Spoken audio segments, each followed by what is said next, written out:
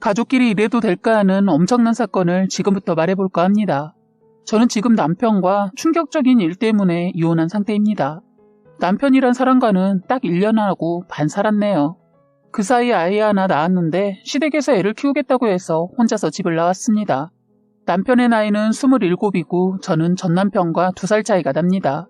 저는 대학 졸업하고 사회생활하다 남편과는 1년 못되게 연애하고 결혼해 바로 애를 가졌어요. 저희는 사촌들끼리도 매우 가깝게 알고 지냈습니다. 연애할 때도 다 같이 모여서 밥을 자주 먹었어요. 왜냐면 같은 동네에 살고 있었기 때문이기도 하고 부모님들이 워낙 우애가 좋다 보니 자연스럽게 그렇게 되더군요. 그런데 저희 시댁 역시 워낙 친척들끼리 가깝게 지내며 살고 있더라고요. 한 동네에 고모, 이모, 외삼촌들이 다 같이 살고 있더군요. 그런데 저희 친정도 역시 이모들이 셋 있는데 엄마를 너무 좋아해서 결혼해서 신혼집을 엄마 집 근처로 정하고 나머지 이모 둘은 시댁 눈치 보며 살다가 두 이모 역시 엄마 곁으로 이사까지 할 정도였어요. 그러다 보니 저희 쪽은 사촌들끼리도 가깝게 지내게 되었고 성인이 되어서도 가깝게 지내고 있었습니다. 남편 역시 사촌들끼리 가깝게 지내고 있었는데 제가 자라온 환경과 비슷하더라고요. 단지 남편 쪽과 조금 다른 점은 저희는 성인이 되어서도 늘 같이 지내고 있는데 남편 쪽은 성인이 되어서는 서로 만남을 지속하지 않는다고 했어요. 그런데 결혼하고 나서는 가끔 보고 지내는 것 같더군요. 시 이모님이 딸이 있는데 아이가 3살쯤 되었는데 애 데리고 이혼해서 친정 와서 지내고 있는 것 같더군요. 결혼할 때 딱 한 번 보고 그 이후로는 한두 번 더 봤는데 얼굴도 이쁘고 성격도 활달하고 남편과도 서슴없이 장난하는 그런 사이더군요. 사이가 그 정도인데 안 보고 지냈다는 게 믿겨지지 않았어요. 그런데 그때까지만 해도 그런다고 하니 그런가 보다 했습니다. 다시 저희 친정 사촌들 얘기를 하자면 저희는 어릴 때부터 이모 자녀들과 그렇게 싸우면서도 남들보다 더 친하게 유년기 시절을 보냈어요. 성인이 되어서도 한두 명 제 짝을 만나서 결혼했는데도 연락을 끝까지 놓지 않고 자주 연락하며 모임도 만들어서 지냈습니다. 그런데 이런 관계를 깨버리게 한 게 바로 저희 남편이라는 자식이었습니다. 남편은 왜 그런지는 모르겠지만 막내 이모딸하고만 만나면 자꾸 싸우는 거예요. 처음에 봤을 때는 이모딸인 수진이가 고등학생이어서 사춘기라 그런가 보다 하고 수진이를 뭐라 했는데 가만히 보면 남편이 먼저 살살 약을 올리면서 시비를 걸긴 했어요. 저는 그때만 해도 친척 동생이 정말 동생같이 느껴져서 편하게 대하는가 보다 하고 대수롭지 생각하지 않았지요. 그런데 나중에 보니 그런 게 다 관심이고 일부러 그런 거였다는 걸 알았네요. 수진이가 대학생이 되고 나서는 갈수록 너무 심하다 싶을 정도로 둘이 싸우더군요.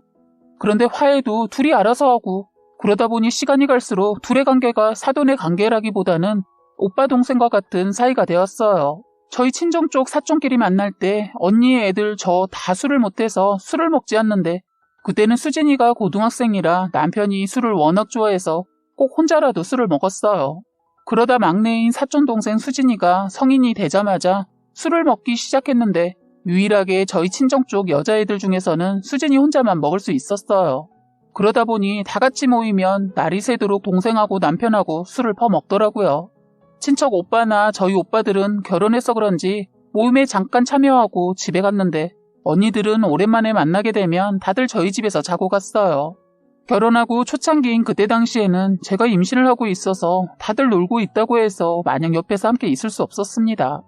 아이를 낳고 난 이후에도 마찬가지로 저는 아이 때문에 끝까지 못 있고 언니들이 있다가 정리하고 잤어요.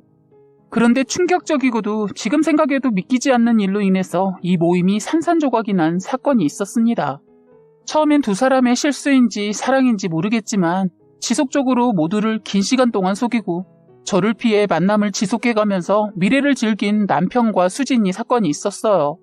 지금 생각해도 이게 실제 있을 수 있나 싶고 어떻게 나한테 일어났는지 황당하기까지도 합니다. 사실 이 사건도 모르고 넘어갈 수 있었는데 둘째 이모딸인 언니가 둘의 애정 행각을 목격했기 때문입니다. 언니는 이상하다고 느낀 적이 몇 번 있었는데 설마 하고 그냥 넘겼다네요. 그런데 저희 남편이 사촌 동생한테 하는 짓이 가면 갈수록 보통 연인들이 하는 행동처럼 보였다고 해요. 그래서 저에게 말해야 할지 말아야 할지 고민했다면서 귀뜸을 한 적이 있었는데 사실 믿기 어려웠어요. 저도 이상한 느낌을 살짝 받았지만 설마 하고 넘겼어요.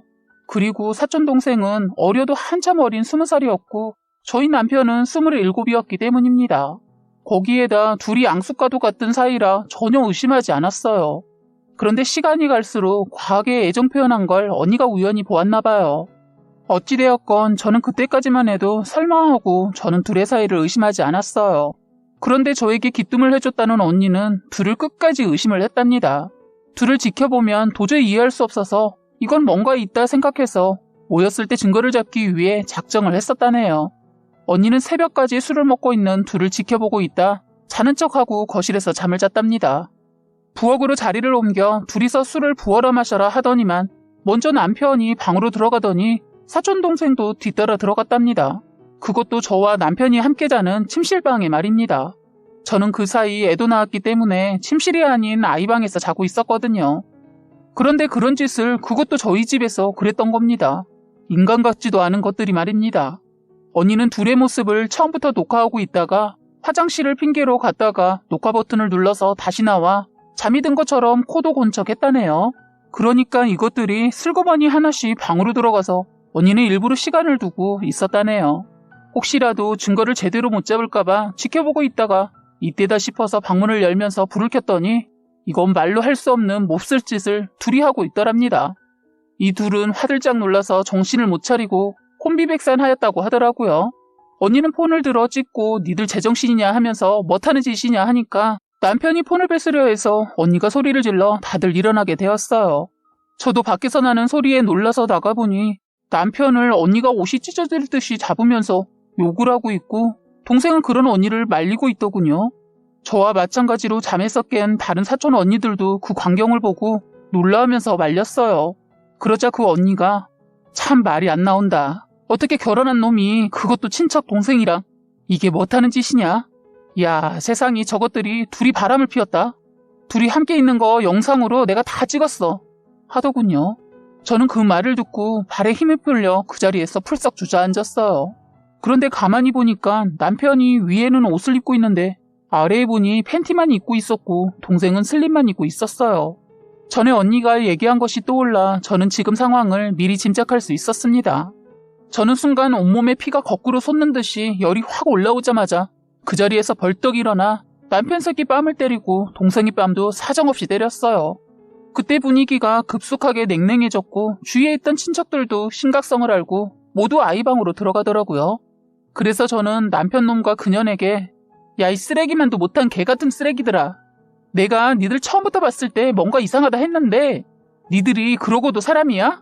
하면서 다리에 힘을 줘서 남편의 정강이를 힘껏 잡아렸습니다. 다리를 부여잡은 남편은 변명이랍시고 제 이름을 부르며 미안하다, 내가 술을 먹어서 정신이 없어서 그랬어 라고 말 같지도 않은 변명을 늘어놓은 거예요.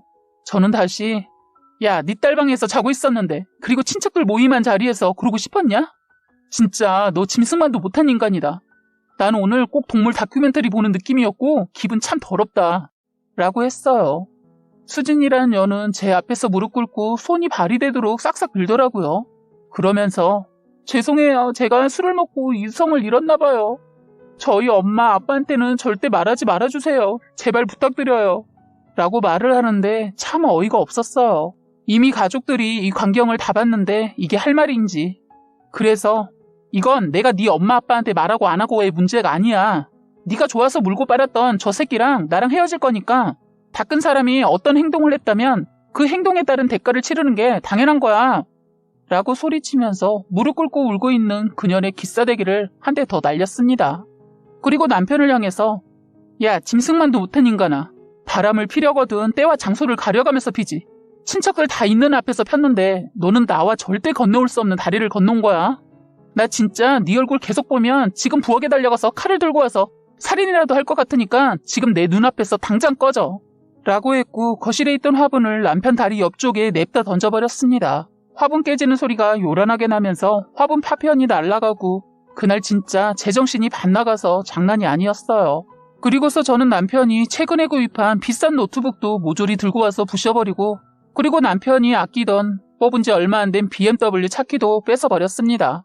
그런 다음 바로 그 인간들에게 꺼져 지금 빨리 라고 반복적으로 미친년처럼 소리치고 아까 아기방에 있던 친척들도 제가 사이코처럼 변해서 강분을 해서 놀랐는지 다들 거실에 와서 저를 말리더라고요. 인터폰에서 경비실에서 전화 오고 아주 난리가 났습니다. 사촌 언니들도 그 자리에 계속 있을 수 없을 것 같더니 자리를 뜨더라고요. 그냥 가려고 하는 걸 저는 그때 정신이 번쩍 들어서 아까 촬영한 영상을 카톡으로 전송을 해달라 하고 그 영상을 받았네요. 그리고 남편과 그 여자만 남았는데 그렇게 꺼지라고 해도 안 가서 진짜 욕을 쉴 새 없이 했던 것 같았고 소금 뿌리고 끝내는 집에서 쫓아냈습니다. 그날따라 사촌 오빠들이 일이 있어 못 왔는데 있었다면 그날 둘의 제삿날이 되었을 거예요. 그리고 저희 오빠도 애가 아파서 못 온다고 해서 그 자리에 없었는데 만약 있었다면 뉴스에 나올 법한 사건이 일어나지 않았을까 싶습니다. 달리 생각하면 그 오빠들이 있었다면 그런 행동을 못했을 거고 저 몰래 저를 속이면서 몰래 그 짓거리 하면서 바람을 폈겠죠. 저는 오히려 잘됐다 생각했습니다. 이 일이 벌어지고 나서 그냥 왠지 모르게 얼마나 서럽고 눈물이 계속 나오던지 아이 방에 들어가서 아이를 안고 펑펑 울었습니다. 저는 그 다음날 저는 이 모든 사실을 부모님과 이모에게 알렸습니다. 그리고 아파트 주차장에 주차된 남편의 차에 가서 집에 있던 망치를 들고 가서 앞 창문부터 모조리 망치로 박살을 내버렸네요. 그랬더니 소리가 워낙 요란했는지 모르겠지만 경비 아저씨와 아파트 주민들이 근처에 와서 구경하고 경비 아저씨는 이거 누구 차인데 이렇게 차를 왜 박살내는 거예요? 그만하세요. 라고 제재를 하더라고요. 그 차는 남편이 사업을 하면서 꼼수 쓴다고 저에게 차명의를 했던 차라 저는 그래서 이거 제 소유된 차고요. 이 차 정냄이 떨어져서 박살내는 거예요. 제 차 제가 부수는데 뭐가 문제 있나요? 하고 했습니다. 다행히 제 주변에 주차된 차는 전혀 없어서 남편에게 열받은 스트레스를 망치로 차를 부수면서 스트레스를 모두 풀어버렸습니다. 옆에 있던 주민들은 저거 비싼 수입차인데 와, 저 여자 뭐야 대단하다. 정신 나간 여자 아니야? 라고 하던데 저는 아랑곳하지 않고 더 차를 퍽퍽 망치로 부수고 사람으로 말하면 거의 반병신 상태의 차로 만들어놨네요. 그리고 경찰도 출동하고 경찰도 왔지만 자기 차 자기가 부순다는데 뭐라고 제재할 수가 없다고 이제 그만하라고 해서 거의 폐차 직전까지 부수고 나서 그만뒀습니다. 정말 이렇게 해서 조금은 마음이 진정이 되고 그 남편이라는 인간과 정이 뗄 수가 있었습니다.